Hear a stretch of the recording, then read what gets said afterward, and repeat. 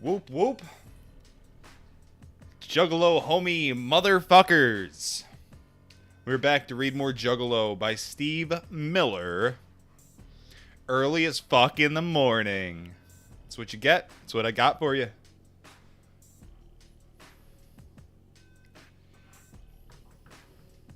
He judges my life, a great man once said.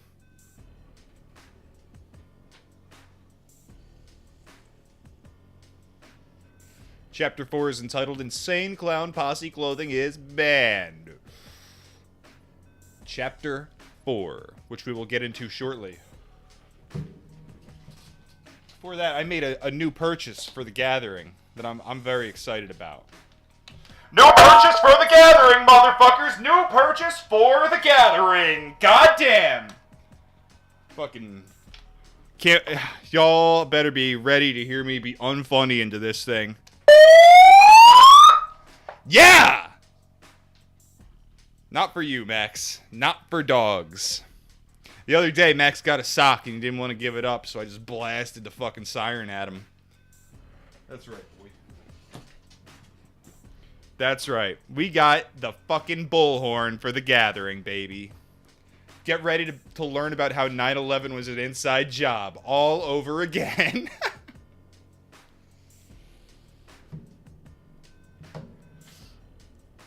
With that out of the way, we'll get into a little bit of reading, I think. Juggalo by Steve Miller. Quotes. Yeah, I was in a gang. Everybody had a gang. We nicknamed ours the Insane Clown Posse. We had members who were Latinos, African Americans, whites, but we always got our butts kicked. So we switched to being a music posse. Violent J, 1995. Any music you can think of, there are gang members that listen to that type of music. Shaggy 2 Dope in 2015. Every city in the world always has a gang, a street gang, or the so-called outcasts. Jimi Hendrix. In the fall of 2011, no one was going to tell Jay or Shaggy about page 22 of the FBI Gang Assessment Report. Leah, Cody, Andy, Dirty Dan, they were all working through their Friday at Psychopathic headquarters in what was supposed to be a celebratory mood. Insane Clown Posse's American Psycho Tour was delivering the goods every night, like the circus was in town. They'd blazed through the heartland, Des Moines, onto the Middle West, Denver and Boise, onto the West Coast, Portland, Anaheim, back to the East Coast, Philly, Worcester. I feel like you should... Isn't that like Worcester? Isn't that said Worcester? I don't know. I feel like I've heard that in pro wrestling in my day. Philly. Worcester, maybe. Massachusetts. They were now in Florida, then would work their way through to New York City at the Hammerstein, then some dates in Columbus, Indianapolis, and Milwaukee, and were finally headed home to play their annual Halloween show, Hallow Wicked, at St. Andrews in Detroit. Jay, Shaggy, and Billy Bill were up and at it early in the morning on October 22nd, sleeping on the bus outside Firestone Live in Orlando, where they had played the night before.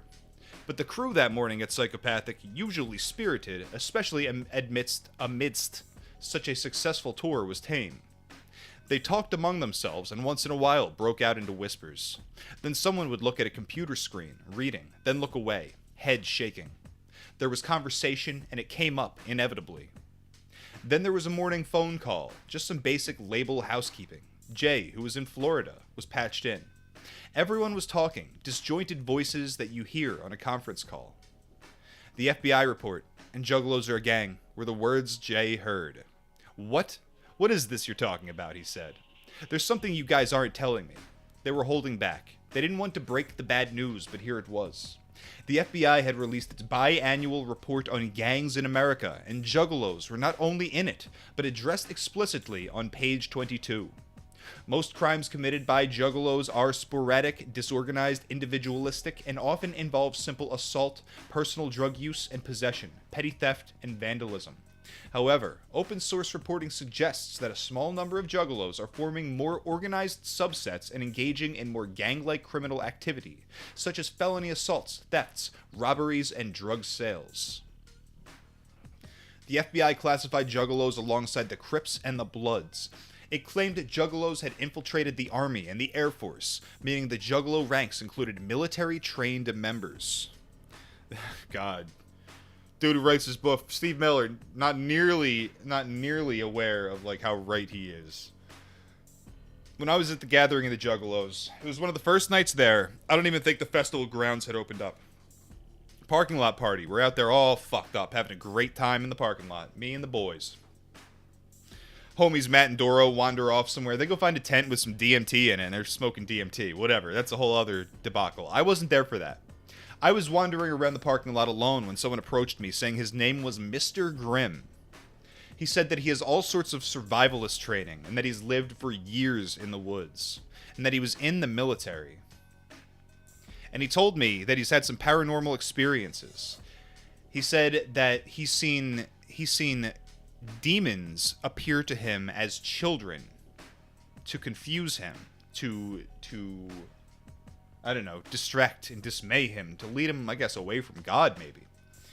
But then he was talking about his military service and being in Iraq, and he was telling me, how kids would, like, run up to him with bombs, and he'd have to blast them. And, like, I don't know how real any of these stories were, but it was, like, something deeply twisted about it. A man who has all of these serious beliefs, who he has to tell some stranger at the gathering about how demons will appear as children and not to trust them. Don't believe them. But then he's a guy who also said that he's like blown children away in Iraq. It's like, man, there's some sort of coping mechanism happening there. Some sort of mechanism. It went on to say that law enforcement reporting suggests that Juggalo criminal activity has increased over the past several years and has expanded to several other states.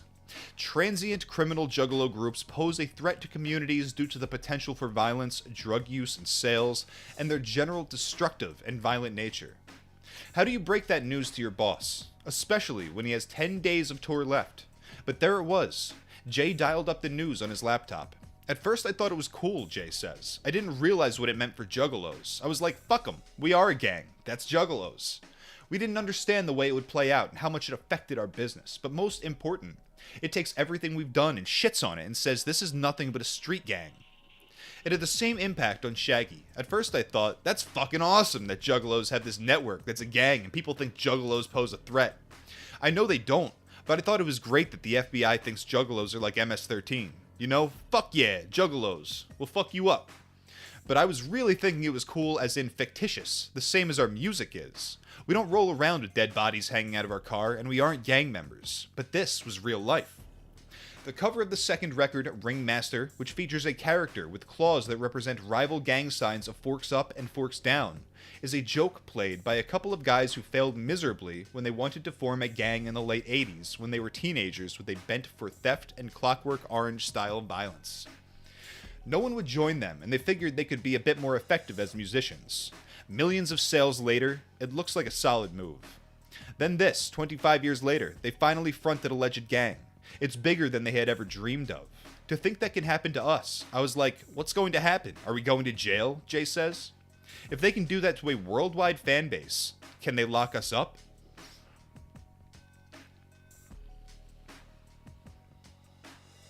We were speculating, me and chat, me and you, in a previous reading, that this is what happens when you're pegged as like the next mainstream hit, as they kind of were in the days of Marilyn Manson and Eminem. And then like they realize, no, like this is it's too silly, in your face, offensive, gritty. Like this can't really be monetized. It can't be like shined up with a label on it. You can't do that with Juggalo culture. It don't work. So then they got basically dropped from every major label, and they continued doing what they were doing, being fairly successful, at least making fucking money. And the powers that be didn't really like that. And I feel like that is something to do with this sort of treatment. Anyway. 5 miles in another world from Psychopathic HQ, Rob Bruce was walking through the parking lot at Community EMS on 8 Mile Road when he learned his brother was the head of a criminal gang. "Hey, you hear about the Juggalos?" one of his coworkers asked him as he headed to the office to pick up the keys for the day's work. His coworkers knew he had left Psychopathic Records to check into a new career as an emergency technician. There was a lot more to it than that, but Rob was happy to be doing something else for now. Rob shook his head. No, he hadn't heard about it. He didn't listen to the news, which was broadcasting the FBI's declaration on the hour. Media outlets that had previously ignored ICP and Juggalos were blasting photos of painted-up gang members as well as Jay and Shaggy. Local newspapers did their best to link Juggalos to anything in their small burg. This is a quote from, let's get that out of the way, the Keene Sentinel, New Hampshire, from November 6, 2011. A musical fan group with a local following that was thrown into the spotlight following a killing this summer has been identified by the FBI as a possible criminal gang. Juggalos, face paint wearing devotees of the Detroit hip-hop duo Insane Clown Posse, appeared in the agency's 2011 National Gang Threat Assessment as a loosely organized hybrid gang. Unlike traditional gangs, hybrid gangs have a nebulous structure, according to the FBI report, and are difficult to track, identify, and target, as they are transient and continuously evolving.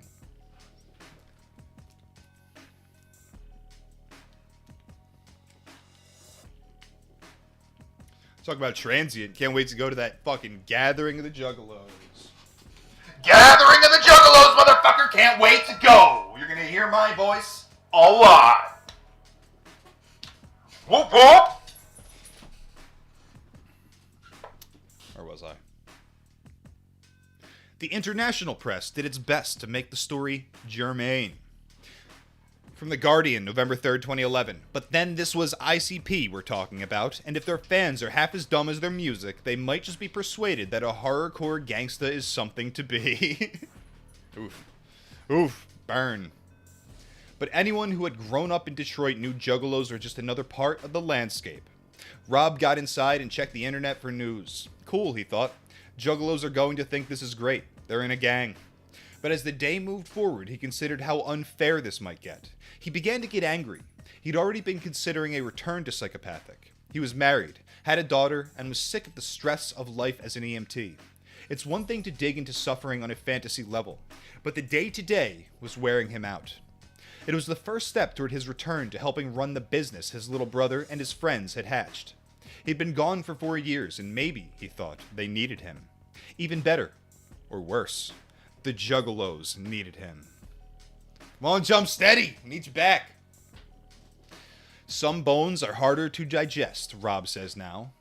And that one got harder and harder. I really didn't see it going as far and having such an impact, but it got very heavy. That same Tuesday, Paul Moeller left his house in Austin, Texas to do his thing. Moeller's job as training coordinator with the Texas Attorney General's office was his best yet in his 13 years with the state.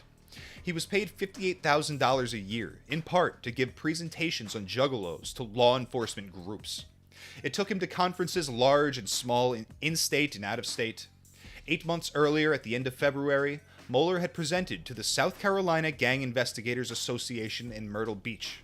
Before that, it was the Virginia Gang Investigators Association in Virginia Beach, at the Wyndham Virginia Beach Oceanfront Hotel. Now that was a good gig. Moeller's show was even hyped on the handout for that one. Juggalos in the U.S., with the possessive apostrophe misplaced, like someone who is not very bright might do. So Moeller left his home that day to keep ensuring the world was safe from Juggalos. He took his PowerPoint presentation to a small meeting of the Texas Juvenile Detention Association, a group that focused on the correctional side of youth crime. Moeller's pitch for his show was strong if you can get past the sad-ass writing. This training workshop will explore the non-traditional side of gang life by looking at the Juggalo subculture. This workshop will explore the diverse subculture with concentration given to crimes prosecutable under gang or organized crime statutes. Participants will develop an understanding of the subculture, including characteristics that may be useful in the investigation and prosecution of criminal activity. The PowerPoint that day told the juvie detention cops one thing up front. Not all Juggalos are gang members. Use caution when labeling any group. Moeller proceeded through his slides. Under a slide that defined basic identifiers, Moeller wrote, Faygo soda obsession. Who could be troubled to check the spelling on Faygo, spelled F-A-G-O in the quote. Another slide featured what has become the main resource for intelligence on Juggalos, the internet. Social networking websites are a potential gold mine of raw information, intelligence, and on occasion, proof of a crime. Court has ruled that social networking information is admissible in court in gang cases. Read one slide titled, Gangs in the Internet. So, I know there's a lot of people out there who would listen to this, who stumble upon my channel, who, believe things politically. Well, let me tell you, if you're in, social media groups or any, group chats at all talking about that sort of stuff, this stuff applies. This is what they're looking for. And they're always there, basically.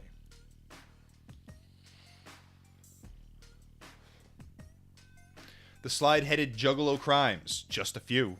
Noted 4 shootings in which the cops alleged the perps were Juggalos. None were in Texas.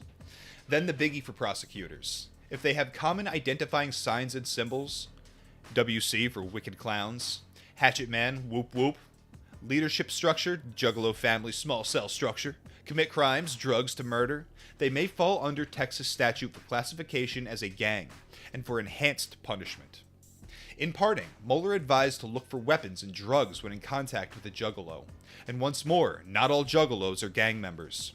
That's a tired line, like someone trying to fend off racism allegations by saying, wait, some of my best friends are black. The implication is clear despite any protests. The Texas Attorney General's office fought when it received a public information request for more information on its Juggalo workshops. It balked, insisting that releasing the information would allow members of the public to anticipate and outwit current investigative and surveillance techniques and undermine law enforcement efforts to detect and prevent criminal gang activities. That argument was a loser in the eyes of the state arbitrator. The information was ordered released. Mueller's work was just another day, a million miles away from Psychopathic HQ. No one's ears were burning back in Detroit, even as they were being discussed and dissected in an overly air-conditioned conference room 1,500 miles away. Mueller was one of a number of agents around the United States who fed the Juggalo information to street cops, gang sociologists, and investigators over the years.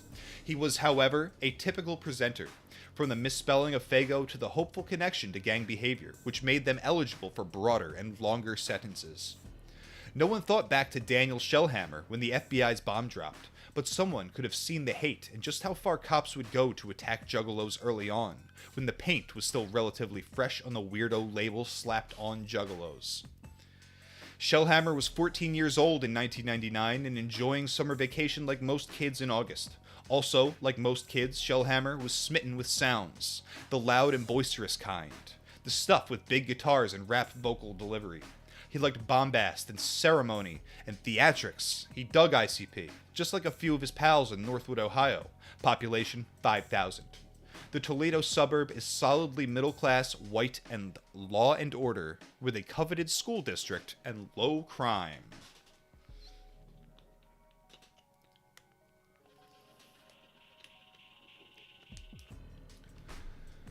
Except for Shellhammer, on August 3rd, 1999, he was walking with a friend down one of Northwood's main streets wearing a black ICP t-shirt that featured Santa Claus on the front with a gaping bullet hole in his head and, on the back, a picture of ICP and the holiday message, Merry fucking Xmas, bitch. Northwood had 10 patrol officers at the time, and Joseph Conley and Al Williams were among them. The two were on patrol when they spotted Shellhammer, or, more importantly, spotted the shirt. Conley was the first out of the car and he approached the two boys, who were holding, of course, 16 ounces of just-purchased Faygo. You need to take that shirt off, Conley told Shellhammer. Insane Clown Posse clothing is banned in Ohio. The teen stood, stunned. He was a little impressed that any band could get its clothing banned, but he was also scared of the cops. I can just turn it inside out, he offered. No, it comes off. The shirt is banned, Conley told him. I'll tear that shirt off your back. Hand it over, or you're going to be arrested for disorderly conduct. Shellhammer took the shirt off. It was a warm summer afternoon, and went home. His grandma went to the department the next day to get the shirt, and she was pissed off. Then Raymond versus Vasvari Jr. heard about the incident. He's the wrong guy. Raymond? I was thinking this was like a fucking trial thing, like some sort of like. No, that's a name. Then Raymond V. Vasvari Jr. heard about the incident. He's the wrong guy to alert on such things, as he was, at the time, the director of the American Civil Liberties Union chapter of Ohio. We would get 8,000 complaints a year, and about 150 were worth looking into, Vasvari said. And that one was very much in that 150. It was a few months after Columbine, and Vasvari had his hands full of goth kids being mistakenly ID'd as the Antichrist. Shellhammer was a gift. He was not all that concerned about it, but then he was 14 years old, and I'm not sure he understood it all, Vasvari said. The ACLU filed a complaint in January, and speaking in strictly legal terms, Vasvari whipped the cops. The city settled in May without even giving a reason for the blatant attack on Shellhammer.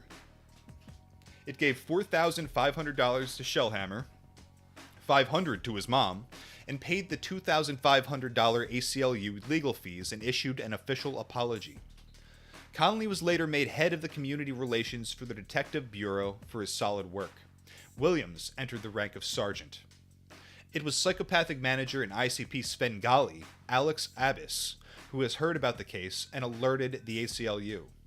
He took no credit. He was already learning that lawyers were going to be good friends to the Juggalos. They had to be. The religious people had stopped protesting them in the mid-90s, when a batch of God lovers threw holy water onto the door of the venue ICP were playing in Port Huron, Michigan. Now it was becoming more of an indignant bunch of people who were against us, says Bill Dale, Psychopathic's CEO. Those people had more than self-righteous moral outrage. They had the potential to stop the music. One thing the Texas investigator Moeller had right was the importance of the internet to Juggalos.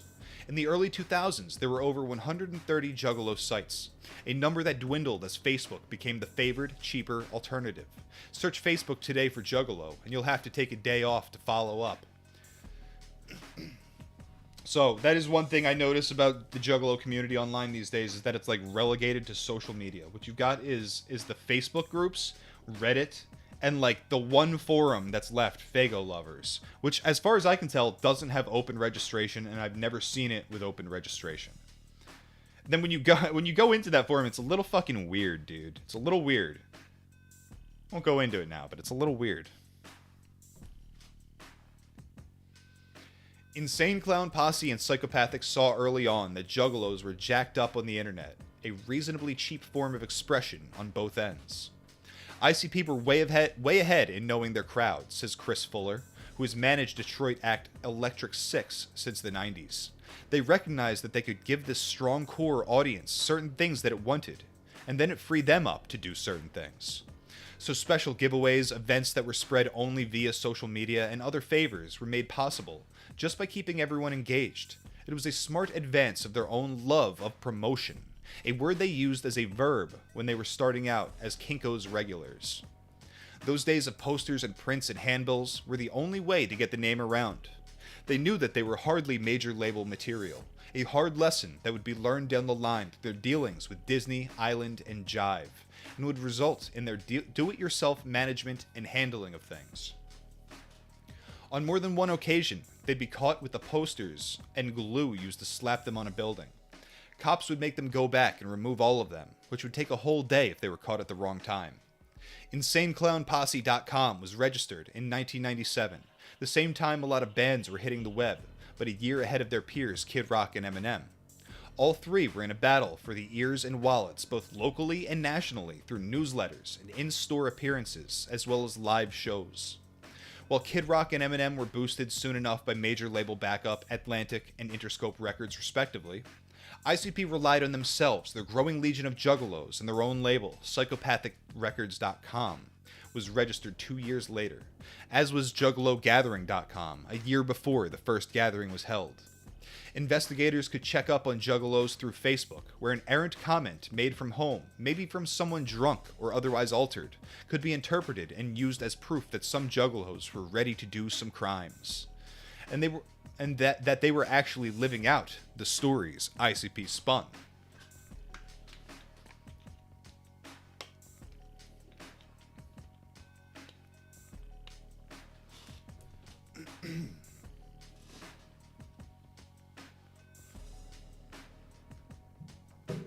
It's no wonder that Moeller in Texas cited the fact that 90% of intelligence comes from open sources for gang investigations in his presentation. The Juggalos, with an abundance of news sites thick with comments fired off in typically straight-up fashion, were easy prey for whatever interpretations cops and other onlookers needed to justify their agenda or view. As a teenager, Faris Haddad cruised Gradiot Avenue and checked out the freaks. They wore face paint, blared Ringmaster from their half-assed car stereo cassette players, and were cool as shit. Haddad, how do you say that? Haddad was from West Bloomfield Hills, a relatively wealthy neighborhood as opposed to the rest of Detroit. Hell, the rest of Michigan, where the economy had been gutted long ago by antiquated taxing systems and a union-informed work ethic that actually believed in a 40-hour work week. Haddad didn't buy into that shit, but he sure did dig the Insane Clown Posse. A girl he knew was into Snoop Dogg, which was fine, but he needed something that struck him as more real. That was ICP. I'd seen the Juggalos in face paint every weekend, and through that I met the ICP street team, and to us they were huge, says Haddad, a slight 30-something of Arabic descent. I bought all their CDs, I went to all their shows, I followed them on the internet. He bought the tapes at a local chain. ICP managed to finagle a way around placing parental advisory stickers on a couple of releases, so I could get them without my mom approving them. Haddad began identifying as a Juggalo in 1994. In May 2012, Haddad was at the Partridge Creek Mall in suburban Macomb County. He was there with his girlfriend to get a puppy. It was a benign task in the region's most benign place, a collection of outlets that puts the chain in chain store. Haddad got the dog. He and his girlfriend walked toward the parking lot, puppy in arms. And there, at the ATM, with son, JJ, and daughter, Ruby, and wife, Michelle, was Violent J. He was bigger than life. The tattoos on his beefy forearms jumped out like neon. Detroit on the underside of his lower right forearm. Juggalo on his lower left forearm. And if that weren't enough, RWBL on his right knuckles. The initials of his brother Rob, or Rob William Bruce, and love as a symbolic appreciation. The L stands for Lee, as in Bruce Lee, one of their idols. Joe has JFBL on his other knuckles, for Joseph Franklin Bruce Lee. Haddad froze. Man, that's Violent J, he said to his girlfriend. She knew of his fandom. Go say hi, she urged. Get a picture. She understood her starstruck boyfriend. She had been hearing the music for years, listened to Haddad talk about growing from pedestrian sheet rap into the more intense rap rock, of being a kid and led by his older friends into something that was universally hated enough for him to love it.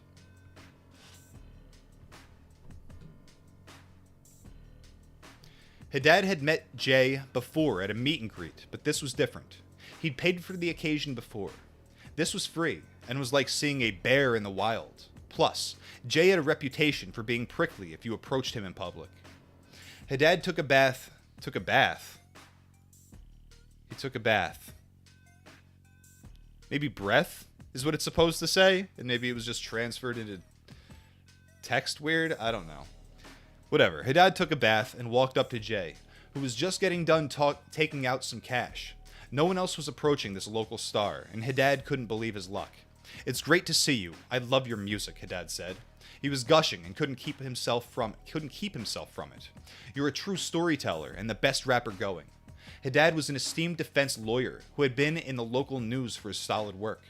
If you were on the receiving end of a drunk driving rap and wanted to get it knocked down, Haddad was one of the better men to sort it out. But for him, that was nothing compared to being the platinum star that was Jay. They talked briefly, fan to star, while JJ and Ruby petted the puppy that crawled around everyone's feet. I'm a lawyer, and if you ever need anything done, I'll do it for free, Haddad said, handing Jay his card. Although he had heard of the FBI report, he didn't know what was coming. But the next day, he had an email from Jay when he woke up.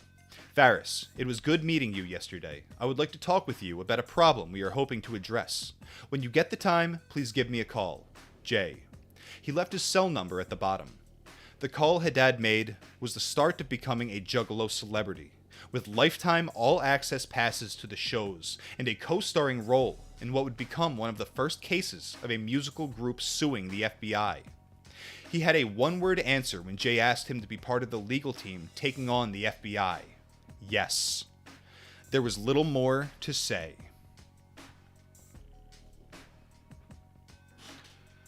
That will do it, I think, for today's stream. A little bit of a short one, but I am a tired boy.